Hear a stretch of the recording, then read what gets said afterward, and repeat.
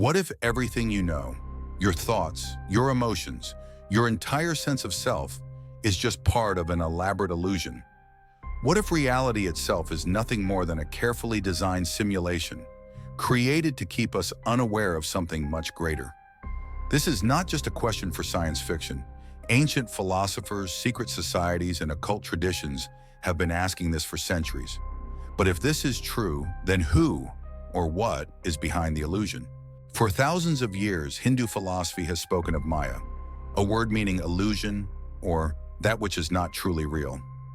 According to this belief, what we perceive as reality is only a veil, a mirage designed to obscure the ultimate truth.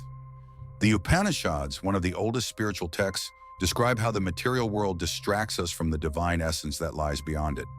This idea is echoed in Buddhist teachings, where it is said that our attachment to the material world blinds us from seeing reality as it truly is. The goal, according to these traditions, is to wake up, to pierce through the illusion and recognize the formless, infinite consciousness that lies beneath. But is this just metaphorical? Or could it be a literal truth, one that ancient sages understood long before the rise of modern science? More than 2,000 years ago, the Greek philosopher Plato described a reality eerily similar to a simulation. In his famous Allegory of the Cave, he asked us to imagine a group of people who had been imprisoned inside a dark cave since birth. Their only perception of the outside world comes from shadows cast on the cave walls by unseen figures. To them, these shadows are reality. They know nothing of the world beyond. But then, one of them escapes. For the first time, they step outside the cave and see the true world. The sun, the sky, colors they never imagined. But when they return to tell the others, they are ridiculed and dismissed as crazy. Plato's allegory suggests that what we take as reality might be nothing more than shadows on a wall, just like a simulation. Gnosticism, an ancient spiritual tradition, goes even further.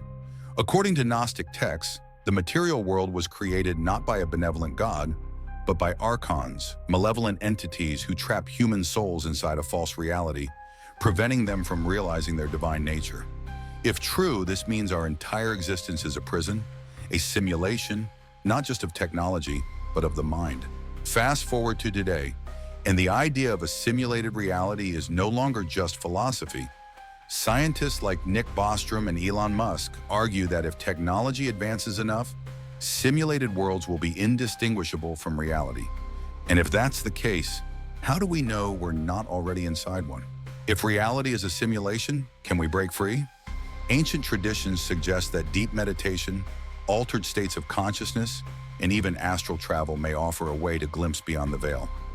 So, are you ready to wake up? In this video, we have briefly touched on these topics, but in future videos, we will explore them in depth. Stay with us.